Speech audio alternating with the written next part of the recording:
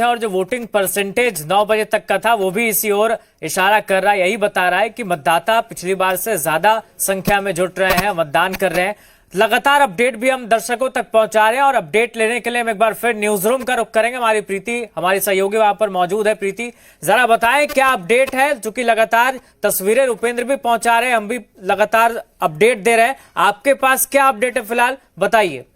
Voting प्रक्रिया जारी है, लेकिन दूसरी ओर मुलाकातों का सिलसिला भी शुरू हो गया है। CM Nitish Kumar active mode में नजर आ रहे हैं। यही वजह है कि सुबह सुबह उन्होंने मुलाकात कर लिया। मंत्री विजय चौधरी से पहले मुलाकात की, लगभग 10 से 15 मिनट तक मुलाकात होती है दोनों की। उसके बाद ललन सिंह से भी मुलाकात हुई है। तो यानी कि मुलाकातों का सिलसिला शुरू हो चुका है। राजनीतिक हलचल बढ़ गई है, चूंकि दूसरे और अंतिम चरण की वोटिंग हो रही है। 14 नवंबर का सभी को इंतजार है जब तस्वीरें साफ हो जाएगी। लेकिन उससे पहले अब एक्टिव सीएम नीतीश कुमार नजर आ रहे हैं और इसी बीच उनकी जो मुलाकात है वो हुई है। ये बड़ी खबर सामने आ रही है, जहां करीब 15 मिनट दोनों के बीच में बातचीत हुई। सीएम नीतीश कुमार मंत्री विजय चौधरी के घर गए, उसके बाद विजय चौधरी के बाद वो ललन सिंह के आवास पर भी पहुंचे। तमाम जानकारी के साथ हमारे संवाददाता सनी हमारे साथ जुड़ चुके हैं। सनी, राजनीतिक गहमा गहमी कहा जा सकता है कि अब नजर आ रही है, क्योंकि अब एक तरफ चुनाव संपन्न होने की कगार पर है, दूसरी ओर मुलाकातों का सिलसिला शुरू हो चुका है। क्या कुछ जानकारी आपके पास? बिल्कुल, मुख्यमंत्री नीतीश कुमार आज सुबह सुबह मंत्री विजय चौधरी और उसके अलावा केंद्रीय मंत्री ललन सिंह, जो जदयू के वरिष्ठ नेता हैं, उनसे उन्होंने मुलाकात की है। दरअसल मुख्यमंत्री लगभग रोज किसी न किसी नेताओं से मुलाकात करते हैं, या तो सीएम हाउस में उनकी मुलाकात होती है या खुद मुख्यमंत्री जाते हैं। लेकिन अब चुनावी समय है और मतदान हो रहे हैं, तो ये कहा जा सकता है कि आने वाले दिनों की रणनीति को लेकर एक विस्तृत चर्चा, बातचीत इसे कह सकते हैं। और इसे इस नजरिए से भी देखा जाना चाहिए कि 14 तारीख को जो परिणाम आने हैं, उससे पहले जनता दल यूनाइटेड के तमाम नेताओं से फीडबैक।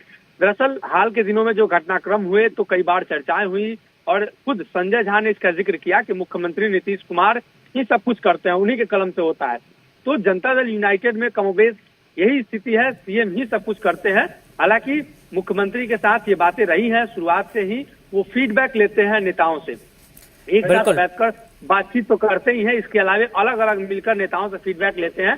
क्या वास्तविक स्थिति है, तो दूसरे चरण का मतदान है, तो पहले चरण का फीडबैक वो ले चुके हैं। दूसरे चरण में अब तक की क्या स्थिति है, क्या प्रगति है, कैसी चल रही है, इन तमाम चीजों की जानकारी मुख्यमंत्री नीतीश कुमार तमाम नेताओं से जरूर पूछ रहे होंगे। बिल्कुल सनी, और ये तस्वीरें इसलिए भी अहम हो जाती है क्योंकि लगातार जो आरजेडी है, कांग्रेस है या विरोधी कह ले जेडीयू के, बीजेपी के, वो ये आरोप लगाते हैं कि नीतीश कुमार अचेत अवस्था में चले गए हैं, अब सरकार वो नहीं चला रहे हैं। ऐसे जब आरोप लगते हैं और उसके बाद जब ऐसी तस्वीरें आती है कि बिल्कुल हर चीज को मॉनिटर कर रहे हैं, फीडबैक ले रहे हैं सीएम नीतीश, तो ये साफ संदेश जाता है।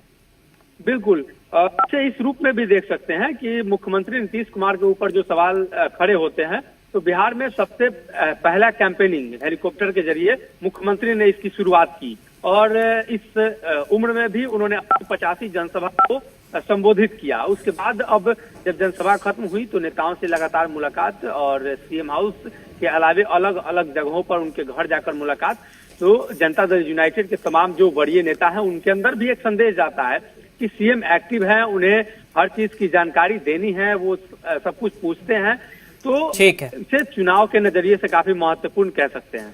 चलिए, बहुत शुक्रिया फिलहाल आपका सनी तमाम जानकारी के लिए। तो ये मुलाकात काफी अहम हो रही है और वोटिंग के बीच सीएम नीतीश ने मुलाकात की है। सुबह सुबह एक्शन मोड में नजर आ गए। एक बार फिर हमारी सहयोगी प्रीति का रुख करेंगे, न्यूज रूम चलते हैं। प्रीति, क्या बड़ी